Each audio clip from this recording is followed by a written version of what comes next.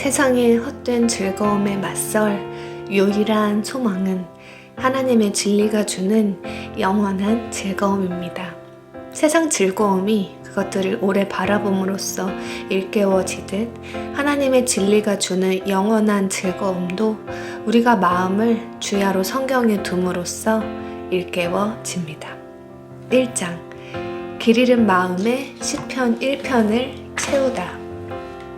시편 1편 복 있는 사람은 악인들의 꾀를 따르지 아니하며 죄인들의 길에 서지 아니하며 오만한 자들의 자리에 앉지 아니하고 오직 여호와의 율법을 즐거워하여 그의 율법을 주야로 묵상하는도다. 그는 시냇가에 심은 나무가 철을 따라 열매를 맺으며 그 잎사귀가 마르지 아니함 같으니 그가 하는 모든 일이 다 형통하리로다. 악인들은 그렇지 아니하며 오직 바람에 나는 겨와 같도다. 그러므로 악인들은 심판을 견디지 못하며 죄인들이 의인들의 모임에 들지 못하리로다. 무릇 의인들의 길은 여호와께서 인정하시나 악인들의 길은 망하리로다.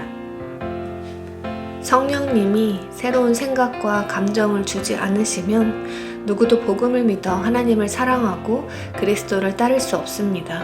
그러기에 거듭나는 일은 한 사람에게 일어날 수 있는 가장 큰 기적입니다. 그러나 이렇게 거듭났다고 해도 그는 완전하지 않습니다. 거듭난 사람은 참으로 새롭고 참으로 살아있으며 참으로 영적이지만 여러 가지로 부족하고 미숙합니다. 갓난 아이처럼 말입니다. 초대교회 신자들은 불완전한 생각과 감정을 가진 새 신자들이 어떻게 하면 올바른 생각과 경건한 마음을 추구하게 될까 고민했습니다. 그 해답 중 하나는 시편에 침잠하는 것이었습니다. 시편은 신약에서 가장 많이 인용되는 구약의 책입니다. 시편은 교회의 노래집이자 시집이며 묵상집이었죠. 시편은 예수님의 가르침, 사도들의 가르침과 더불어 초대교회 신자들의 생각과 감정을 형성하는데 큰 영향을 미쳤습니다. 이 짧은 책에서 제가 전하고 싶은 것이 바로 우리의 생각과 감정을 빚는 시편의 힘입니다. 저는 이 시편의 힘이 여러분의 삶에 영향을 미치고 깊이 자리하기를 바랍니다. 여러분이 하나님 중심적이고 그리스도를 드높이는 시편에 흠뻑 젖은 생각과 감정을 가질 수 있기를 기도합니다. 이러한 생각과 감정만이 사람들을 돌보고 그리스도께 영광 돌리는 삶 가운데 열매를 맺는다고 믿기 때문입니다. 시편에 대해 알아야 할 3가지. 하나님은 어떻게 시편을 통해 우리의 생각과 감정을 빚으실까요? 이를 살펴보기에 앞서 우리가 시편에 대해 알아야 할 3가지가 있습니다. 바로 시편은 교훈이라는 것과 시편은 시라는 것, 시편은 하나님께로부터 왔다는 사실입니다. 시편은 교훈적이다. 시편은 하나님과 사람 그리고 인생에 대한 교훈을 줍니다. 시편을 읽으며 우리는 하나님에 대해, 사람에 대해, 또 인생에 대해 알게 되지요. 세상의 모든 시가 교훈을 담고 있지는 않습니다. 그러나 시편은 다릅니다. 시편 1편만 보아도 시편이 교훈적이라는 사실을 알 수 있습니다. 시편 1편은 시편 전체의 서론격입니다. 시편 1편 2절은 어떤 의미에서 시편 전체의 시작이라고도 볼 수 있지요. 그렇다면 2절은 무엇이라 말하고 있습니까? 오직 여호와의 율법을 즐거워하여 그의 율법을 주야로 묵상하는 도다. 율법은 히브리어로 토라입니다. 토라의 일반적인 뜻은 교훈이지요. 즉 시편은 단순히 하나님의 법 규정이 아닌 하나님의 교훈을 묵상하라는 부르심으로 시작하는 것입니다. 또 시편의 구조를 생각해 보십시오. 시편은 시편 1편, 42편, 73편, 90편, 107편으로 시작하는 5권의 책으로 이루어집니다. 그리고 각 권은 특별한 종류의 찬양으로 마무리됩니다. 이 같은 구분은 시편을 흔히 율법서로 불리는 모세오경, 창세기, 출애굽기, 레위기, 민수기, 신명기와 나란히 두려는 의식적인 노력으로 여겨져 왔습니다. 그러므로 시편이 의인은 주님의 율법을 주야로 묵상한다는 시편 1편의 메시지로 시작한다는 것은 시편 5권 또한 모세오경과 같이 우리가 주야로 묵상해야 할 주님의 율법임을 나타내려는 의도일 것입니다. 이러한 이유와 그 밖의 이유들로 볼 때 시편은 하나님과 사람 그리고 인생에 대한 교훈으로 쓰여졌다고 할 수 있습니다. 시편은 시다. 시편은 시입니다. 이것이 시편이라는 말의 뜻이지요. 시편은 시로 읽히거나 노래로 불리도록 지어졌습니다. 시편이 시와 노래라는 사실은 왜 중요할까요? 바로 시와 노래는 정서를 일깨우고 감동을 전하기 때문입니다. 그러기에 시편은 우리의 생각뿐 아니라 감정에 관한 것이기도 합니다. 시편을 교훈으로만 읽는다면 제대로 읽었다고 할 수 없습니다. 시편은 노래이자 시입니다. 사람이 노래, 곧 음악과 시로 진리를 표현하는 이유는 무엇일까요? 이는 진리에 어울리는 정서를 표현하기 위해서입니다. 시편이 많은 그리스도인에게 깊이 사랑받는 이유 중 하나는 그 안에 놀랍도록 다양한 정서가 표현되었기 때문입니다. 외로움, 주여 나는 외롭고 괴로우니 내게 돌이키사 나에게 은혜를 베푸소서. 시편 25편 16절. 사랑, 나의 힘이신 여호와여 내가 주를 사랑하나이다. 시편 18편 1절. 경외, 세상의 모든 거민들은 그를 경외할지어다. 시편 33편 8절. 슬픔, 내 일생을 슬픔으로 보내며.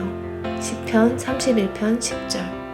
후회, 내 죄악을 아뢰고 내 죄를 슬퍼함이니이다. 시편 38편 18절. 통회, 상하고 통회하는 마음을 주께서 멸시하지 아니하시리이다. 시편 51편 17절. 낙심과 불안, 내 영혼아 네가 어찌하여 낙심하며 어찌하여 내 속에서 불안해하는가. 시편 42편 5절. 수치가 내 얼굴을 덮었으니. 시편 44편 15절. 환희, 주의 구원으로 말미암아 크게 즐거워하리이다. 시편 21편 1절. 경탄, 이는 여호와께서 행하신 것이요 우리 눈에 기이한 바로다. 시편 118편 23절. 즐거움, 오직 여호와의 율법을 즐거워하여. 시편 1편 2절. 기쁨, 주께서 내 마음에 두신 기쁨은 그들의 곡식과 새 포도주가 풍성할 때보다 더하니이다. 시편 4편 7절. 반가움, 내가 주를 기뻐하고 즐거워하며. 시편 9편 2절. 두려움, 여호와를 경외함으로 섬기고 떨며. 시편 2편 11절. 평안, 내가 평안히 눕고 자기도 하리니. 시편 4편 8절. 근심, 내 눈이 근심으로 말미암아 쇠하며. 시편 6편 7절. 바람, 여호와여 주는 겸손한 자의 소원을 들으셨사오니. 시편 10편 17절. 소망, 여호와여 우리가 주께 바라는 대로 주의 인자하심을 우리에게 베푸소서. 시편 33편 22절. 상심, 여호와는 마음이 상한 자를 가까이 하시고 충심으로 통회하는 자를 구원하시는도다. 시편 34편 18절. 감사, 내가 대회 중에서 주께 감사하며. 시편 35편 18절. 열심, 주의 집을 위하는 나의 열성이 나를 삼키고. 시편 69편 9절. 고통, 오직 나는 가난하고 슬프오니. 시편 69편 29절. 확신, 전쟁이 일어나 나를 치료할지라도 나는 여전히 태연하리로다. 시편 27편 3절. 시편은 우리에게 교훈을 주는 동시에 성경의 다른 어떤 책보다도 분명하게 우리의 정서를 일깨우고 빗도록 계획되었습니다. 시편을 원래 의도된 대로 읽고 노래한다면 그 시어들에 의해 우리의 정서와 생각이 빚어질 것입니다. 시편은 하나님께로부터 왔다. 우리가 시편에 대해 알아야 할 마지막이자 가장 중요한 사항은 시편이 하나님의 영감으로 쓰였다는 사실입니다. 시편은 사람의 말일 뿐 아니라 하나님의 말씀이기도 합니다. 즉 하나님의 인도하심으로 쓰이고 구성되었다는 뜻입니다. 우리가 제대로 이해하기만 한다면 시편은 우리의 정서를 올바른 방향으로 이끌 것입니다. 시편이 하나님의 영감으로 쓰였으며 신뢰할 만하다는 이유를 성경에서 찾을 수 있습니다. 바로 예수님의 말씀에서 말이지요. 예수님은 시편을 하나님의 말씀으로 믿으셨습니다. 마가복음 12장 36절에서 예수님은 시편 110편 1절을 인용하며 이렇게 말씀하셨습니다. 다윗이 성령에 감동되어 친히 말하되 주께서 내 주께 이르시되 내가 네 원수를 네 발 아래 둘 때까지 내 우편에 앉았으라 하셨도다 하였느니라. 예수님은 다윗이 성령에 감동되어 말했다고 믿으셨습니다. 요한복음 10장 35절에서 예수님은 시편 82편 6절을 인용하며 성경은 패하지 못하나니 라고 말씀하셨습니다. 요한복음 13장 18절에서는 시편 41편 9절을 인용하여 성경을 응하게 하려는 것이라고 말씀하셨습니다. 예수님은 시편이 신뢰할 만하다고 믿으셨습니다. 따라서 시편은 사람의 말인 동시에 하나님의 말씀이기도 합니다. 하나님은 그분의 목적을 사람을 통해 각 시편에 나타내셨습니다. 그러기에 우리가 시편을 읽고 노래할 때 우리의 생각과 감정이 하나님에 의해 빚어집니다. 시편 1편에 관한 3가지 질문. 우리가 이 책에서 다루는 생각과 감정이라는 주제를 시편 1편에서 찾을 수 있습니다. 이제 시편 1편에 대해 다음 3가지 질문을 던지며 우리의 생각과 감정을 빚는 시편을 더욱 알아보려 합니다. 첫 번째, 시편 기자는 왜 그렇게 시작했을까? 복 있는 사람은 악인들의 꾀를 따르지 아니하며 죄인들의 길에 서지 아니하며 오만한 자들의 자리에 앉지 아니하고 오직 여호와의 율법을 즐거워하여 그 율법을 주야로 묵상하는도다. 시편 기자는 왜 복 있는 사람은 악인들의 꾀를 따르지 아니하며 죄인들의 길에 서지 아니하며 오만한 자들의 자리에 앉지 아니하고 라는 말로 시작했을까요? 그냥 악을 행하지 말고 죄를 범하지 말고 오만하게 굴지 말라라고 할 수도 있었는데 말입니다. 왜 악과 죄와 오만이 아닌 악인과 죄인과 오만한 자를 집중하게 했을까요? 그러니까 시편 기자는 왜 우리가 영향을 받는 누군가에게 초점을 맞추었을까요? 왜 악인들의 영향을 받지 말고 죄인들의 영향을 받지 말고 오만한 자들의 영향을 받지 말라고 반복해서 경고한 것일까요? 그 이유는 시편 기자가 여기서 대조하려는 것이 악 대 의가 아니라 무엇이 미치는 영향 대 다른 무엇이 미치는 영향이기 때문입니다. 다시 말해 시편 기자는 우리의 마음을 빚는 2가지 방식을 대조하고 있습니다. 그는 이렇게 질문하는 것입니다. 당신의 생각과 감정이 악인과 죄인과 오만한 자에 의해 빚어지게 할 것인가? 아니면 주님의 교훈에 의해 빚어지게 할 것인가? 시편 기자가 1절을 이렇게 쓴 이유는 2절과 대조하기 위해서입니다. 세상에 관심을 두면 세상의 방식을 기뻐하게 됩니다. 그러므로 세상에 관심을 두는 대신 오직 여호와의 율법을 즐거워하여 그 율법을 주야로 묵상하십시오. 그것이 복입니다. 누구도 의무감 때문에 악인의 꾀를 따르지 않습니다. 누구도 의무감 때문에 죄인의 길에 서지 않습니다. 누구도 의무감 때문에 오만한 자의 자리에 앉지 않습니다. 우리는 스스로 원해서 악인의 꾀를 따르고 스스로 원해서 죄인의 길에 서고 스스로 원해서 오만한 자의 자리에 앉습니다. 우리가 그들을 따르기 원하는 이유는 그 방식의 매력을 느낀 만큼 그들을 유심히 지켜보았기 때문입니다. 어떤 의미에서 우리는 그들을 묵상한 것이며 그 결과 그들의 방식을 기뻐하게 되었습니다. 즉 그들에 의해 우리의 생각과 감정이 빚어졌습니다. 이것이 세상적인 것에 대한 갈망이 생겨나는 방식입니다. 이런 결과는 세상적인 것과 세상 사람들의 방식을 바라봄으로써 시작됩니다. 우리는 마음을 어지럽히는 것들을 뒤쫓고 헛된 약속들의 귀를 기울입니다. 그러다가 그것들을 바라보게 됩니다. 그리고 그것들을 너무 많이 생각함으로써 그것들을 기뻐하게 됩니다.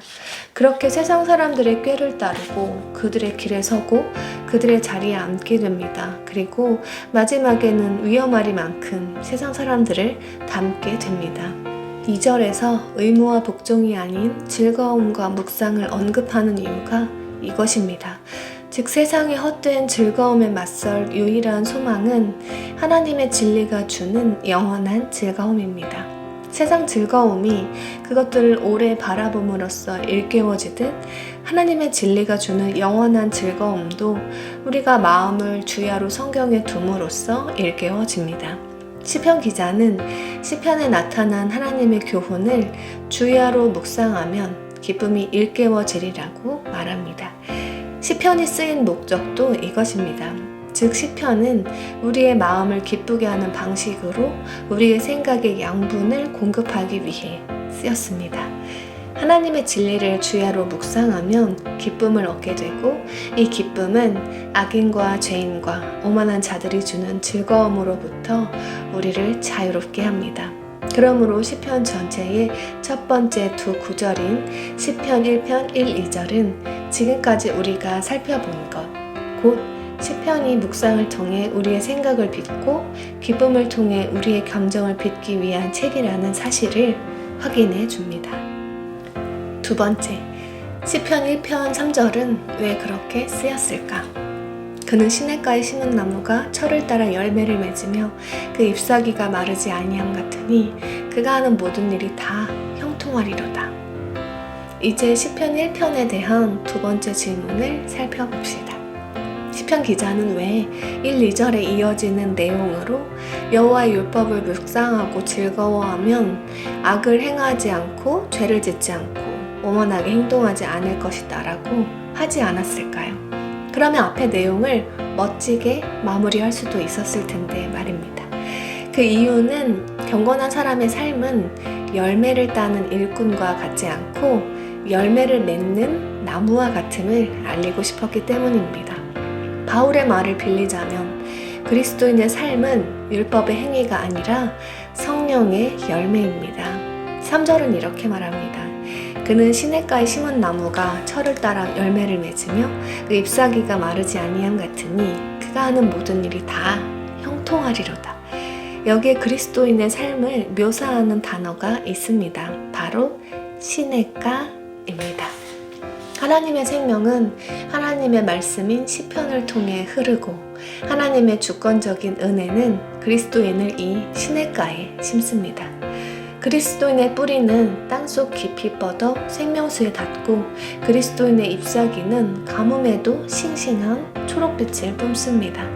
세상 사람들의 삶이 황폐할 때에도 그리스도의 삶은 열매를 맺습니다. 뿌리가 생수를 빨아들이는 것은 기계적으로 혹은 자동으로 이루어지지 않습니다. 묵상을 통해, 그러니까 시편의 생각을 집중함으로써 뿌리가 움직이기 시작하고 거기서 생수를 만납니다. 그 결과 우리는 기쁨, 곧 하나님과 그분의 방식을 바라보는 데서 비롯되는 영적인 기쁨을 얻고 이 기쁨으로부터 온갖 변화된 태도와 행동이 나옵니다. 이것이 우리가 변화되는 방식입니다. 악인의 꾀와 죄인의 길과 오만한 자의 자리에서 벗어나려는 전투, 곧 의롭고 경건하고 겸손해지려는 전투에서 승리하기 원하십니까? 이 전투는 기쁨으로써 이기는 싸움입니다. 그리고 이 기쁨은 시편에 나타난 하나님의 교훈을 주야로 묵상함으로써 그 양분을 얻습니다. 세 번째, 시편 1편은 우리를 어떻게 메시아께 인도하는가? 시편 1편에 대한 마지막 질문은 이 시편이 예수님에 대해 무엇을 말해주는가 하는 것입니다. 이 시편은 어떻게 우리를 메시아께로 인도할까요? 6절을 봅시다. 무릇 의인들의 길은 여호와께서 인정하시나 악인들의 길은 망하리로다. 여기서 의라는 말은 우리를 우리의 의가 되신 그리스도께 나아가게 합니다. 오직 의인만이 최후의 심판에서 살아남습니다. 그렇다면 우리는 이렇게 질문하지 않을 수 없습니다. 누가 의인인가? 시편 14편 3절은 다 치우쳐 함께 더러운 자가 되고 선을 행하는 자가 없으니 하나도 없도다 라고 말합니다. 시편 130편 3절은 여호와여 주께서 죄악을 지켜보실진데 주여 누가 서리이까? 라는 질문을 던집니다. 그리고 시편 32편 2절은 여호와께 정죄를 당하지 아니하는 자는 복이 있도다 라고 말합니다. 그러니까 의인은 그 자체로는 의롭지 않지만 의롭다고 간주된 죄인입니다. 이것이 어떻게 가능합니까? 거룩하고 의로우신 하나님이 어떻게 불법에 주목하지 않을 수 있습니까? 거룩하고 의로우신 하나님이 어떻게 죄를 생각하지 않으실 수 있을까요? 어떻게 그분은 완전한 천국을 위한 완전한 의를 요구하지 않으실 수 있습니까? 사실은 하나님은 불법에 주목하시고 죄를 생각하시고 완전한 의를 요구하십니다. 바로 이것이 시편 1편이 다른 모든 시편들과 함께 우리를 그리스도께로 우리 허물 때문에 찔리시고 우리의 죄악 때문에 상하신 그분께 우리를 인도하는 이유입니다. 하나님은 우리의 죄를 생각하시고 그 죄를 그리스도 안에서 벌하셨습니다. 하나님은 우리에게 의를 요구하시고 그 의를 그리스도 안에서 이루셨습니다. 그리스도는 모든 믿는 자에게 의를 이루기 위하여 율법의 마침이 되시니라. 로마서 10장 4절. 이 복음의 진리가 우리 삶의 뿌리로 흘러 들어오는 생수의 중심입니다. 시편을 읽고 노래할 때 우리는 바로 이 복음의 진리를 주야로 묵상하게 됩니다. 그리고 이것이 우리의 가장 큰 기쁨의 근원입니다. 복음의 강물에 잠기라. 이 복음을 여러분의 생명의 강물로 받아들이십시오. 그리고 이 책을 시편에 맞춰 생각하고 느끼는 법을 배우는 수단으로 활용하십시오. 사랑과 희락과 화평과 오래 참음과 자비와 양선과 충성과 온유와 절제 같은 그리스도를 드높이는 열매를 맺도록 하나님이 우리의 생각과 감정을 빚으시기를 소원합니다.